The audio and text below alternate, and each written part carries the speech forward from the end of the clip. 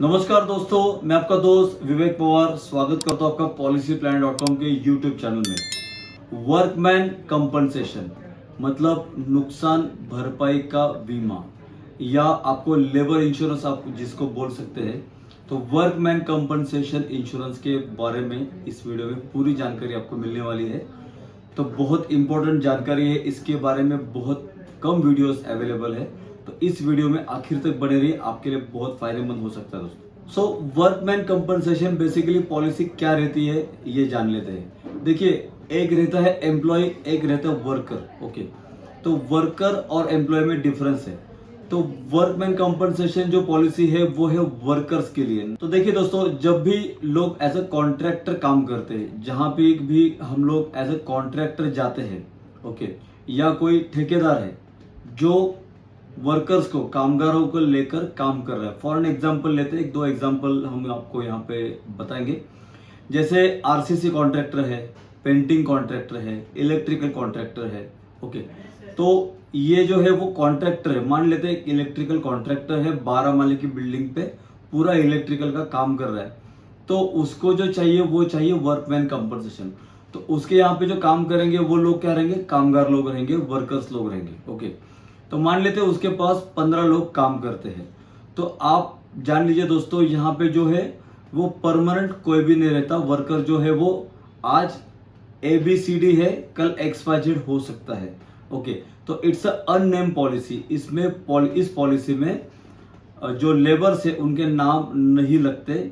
आपको नाम देने की जरूरत नहीं है, आपको बताना है कि इतने कितने वर्कर्स काम कर रहे हैं। तो दोस्तों, एज पर लेबर लॉ क्या कहता है इसके बारे में कि जो आपका जो कामगार है, मतलब जो वर्कर है, वो अपने मालिक के भरोसे पे काम को आता है। मतलब एक लेमैन लैंग्वेज में आपको बता रहा हूं।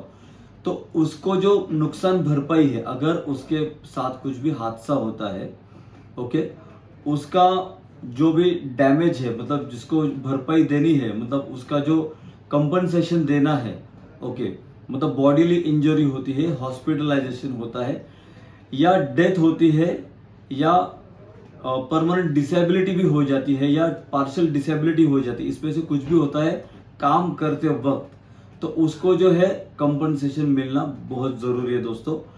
वो अपने मालिक से ले सकता है, इंश्योरेंस कंपनी से ले सकता है, लेकिन उसको मिलना ही मिलना चाहिए, ये लेबर कोड कहता है। हर एक स्टेट में लेबर लॉ अलग अलग तरीके से काम करता है, तो उसका प्रैक्टिस भी अलग अलग तरीके से होता है। लेकिन मोटा मोटा वर्कमैन कंपनसेशन अगर पॉलिसी किसी के पास नहीं हो, अगर वो कॉन्ट्रैक्टर हो, तो आप एक बात जान लीजिए दोस्तों, उसको वहां पे काम ही आजकल नहीं मिलता। ओके, मान लीजिए कोई बड़ा बिल्डर है, प्रोफेशनल बिल्डर है, जहां पे उसको कॉन्ट्रैक्टर्स लोगों को काम देना है, तो वो पहले बोलता है कि आपका वर्कमैन कंपनसेशन पॉलिसी दिखाओ जो कि लाइव है, कितने वहां पे वर्कर्स लिखे हैं, मुझे वो पॉलिसी दिखाओ और आपका काम स्टार्ट करो। अदरवाइज काम को आपको शुरुआत करने को भी नहीं दिया जाता। So it's a basically compulsory insurance. तो दोस्तों, अगर वर्कमैन कंपनसेशन पॉलिसी किसी को लेना है तो बेसिकली पहले इसका कोट कैसे लिया जाता है, इसके लिए क्या क्या इंफॉर्मेशन लगती है। किसी को अगर पहले कोटेशन निकालना हो कितना प्रीमियम लगने वाला है, तो हमें उसको उसके लिए देना पड़ेगा उस कंपनी का नाम। ओके, जैसे XYZ एंटरप्राइजेस ऐसा कंपनी का नाम है, उसका कोई प्रोपराइटर हो, पार्टनरशिप हो, तो उनके नाम। अगर कंपनी पार्टनरशिप है तो उस फर्म का pan card, GST number. Okay, अगर फर्म प्रोपराइटरशिप है, मतलब अकेला उसका मालिक है, तो वो जो मालिक है उसका पैन नंबर, उसका एड्रेस। ओके, ये सब देना पड़ेगा। उसके बाद किस टाइप का काम है, कितने हाइट पे होता है। फॉर एग्जाम्पल, कोई है पेंटिंग कॉन्ट्रैक्टर और वो लगभग एक 10 माले की बिल्डिंग का काम करने वाला है।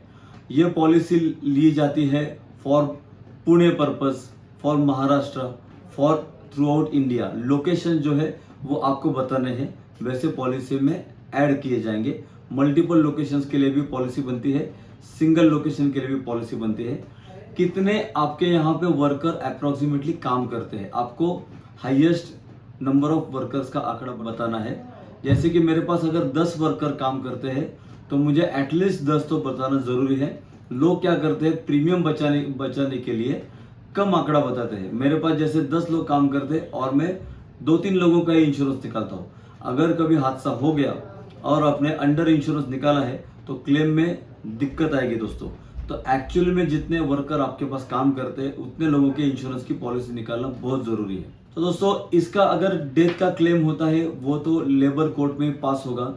उसकी एज कितनी है, वो कितना वेजेस लेता था, कितना वो कमाने वाला था, उस हिसाब से मल्टीप्लिकेशन फैक्टर है उसको काउंट करके उसको जो है कंपनसेट किया जाता है through labour court insurance company के माध्यम से। तो अगर आपने इंश्योरेंस निकाला तो आपका जो लेबर का क्लेम है वो इंश्योरेंस कंपनी पे करेगी। अगर आपने इंश्योरेंस नहीं निकाला उस केस में जो कॉन्ट्रैक्टर है या जो बिल्डर है, जो मेन मालिक है, उसको वो पैसा भरना पड़ेगा, सबको मिलके भी देना पड़ेगा, लेकिन चुकाना ही पड़ेगा दोस्तों। कंपनसेट जो है लेबर को करना ही पड़ेगा। This is the labour law. तो पूरी इंफॉर्मेशन देने के बाद जनरल इंश्योरेंस कंपनी के बाद ये पॉलिसी बनती है। लाइफ इंश्योरेंस भी नहीं और हेल्थ भी नहीं। जनरल इंश्योरेंस मतलब ICICI Lombard general, okay, Bajaj Allianz general, okay, Tata general insurance, जितनी भी जनरल इंश्योरेंस कंपनियां हैं उनके पास डब्ल्यूसी पॉलिसी बहुत आसानी से मिलती है। तो कौन सी कंपनी अच्छी है आप अगर पूछोगे तो जिनका क्लेम सेटलमेंट रेशो फटाफट है, जो लोग इसमें एक्सपर्ट है, जो लोग बहुत पॉलिसी निकालते हैं, उन्हीं के पास से पॉलिसी लेना बहुत ज़रूरी है। जिसको इस पॉलिसी के बारे में कुछ भी मालूम नहीं उसके पास से पॉलिसी ना निकाले दोस्तों। तो वी आर इंश्योरेंस ब्रोकर, हम लोगों ने वर्कमैन कंपनसेशन पॉलिसी बहुत सारी बेची है, उसमें हम लोग एक्सपर्ट है। इसके बहुत सारे हमने क्लेम भी किए हैं दोस्तों। ओके, तो आपको जाना है एक्सपर्ट लोगों के पास। ओके, तो wearepolicyplanner.com हमारे पास आइए, हम आपको इसका बेस्ट कोड देंगे, बेस्ट कंपनी का देंगे और क्लेम की भी गारंटी देते हैं दोस्तों। Okay, in case of genuine claim. Workman compensation policy जो है उसकी पूरी इंफॉर्मेशन भरने के बाद पॉलिसी का डॉक्यूमेंट जो है वो ऑनलाइन मिल सकता है आपको ऑनलाइन ही पेमेंट करना रहता है। अगर मान लेते किसी ने पॉलिसी नहीं निकाली और काम करते वक्त कुछ हादसा हो गया तो बहुत बड़ा नुकसान आपको उठाना पड़ सकता है। जब भी हादसा होता है काम पे तो पुलिस केस होता है। तो अगर आपके पास पॉलिसी नहीं है, अगर आपने सेफ्टी एलिमेंट्स यूज नहीं किए हैं, सेफ्टी पैरामीटर्स यूज नहीं किए हैं, तो आपके ऊपर बहुत बड़ी कार्रवाई भी हो सकती है। तो ये पॉलिसी लेना मत भूलिए दोस्तों, जो भी कॉन्ट्रैक्चुअल काम में काम करते हैं। तो दोस्तों और कुछ बातें जानेंगे इसमें। अगर हादसा होता है तो काम करते वक्त ही होना चाहिए। काम के बाद बंदा घर पे जा रहा है वो वर्कर और कुछ हो गया तो आपको कवर नहीं मिलेगा। Only in case of he is on the duty then and only the claim will going to happen. तो देखिए दोस्तों, डेथ क्लेम भी हो सकता है, डिसेबिलिटी का भी क्लेम मिल सकता है, मतलब partial disability, total permanent disability या टेम्पररी डिसेबिलिटी। और अगर आपने एक्सीडेंटल हॉस्पिटलाइजेशन ऐड किया है तो आपको हॉस्पिटलाइजेशन का भी कवर उसमें मिल सकता है। 50,000 अप टू 1 लाख ऑल्सो मिल सकता है। एक पॉलिसी में एक साल में 2 बार 3 बार भी आपको क्लेम मिल सकता है। ओके, इसके लिए क्या जरूरी है, जब मैं एक कॉन्ट्रैक्टर हूं तो मेरे पास एक उसका प्रेजेंटी बुक होना जरूरी है। अगर कोई बंदे का हादसा होता है तो उसका नाम उस बुक में होना जरूरी है। उसको मेरी तरफ से एक आई कार्ड प्रोवाइड किया गया होना जरूरी है। और अगर काम चल रहा है तो उसने हेलमेट पहनना जरूरी है, उसने बेल्ट लगाना जरूरी है। उसके बाद सेफ्टी नेट भी वहां पे होना जरूरी है। जो एफआईआर रहता है जिसको पंचनामा बोलते हैं, पुलिस एफआईआर, वो भी यहाँ पे बहुत बड़ा काम करता है।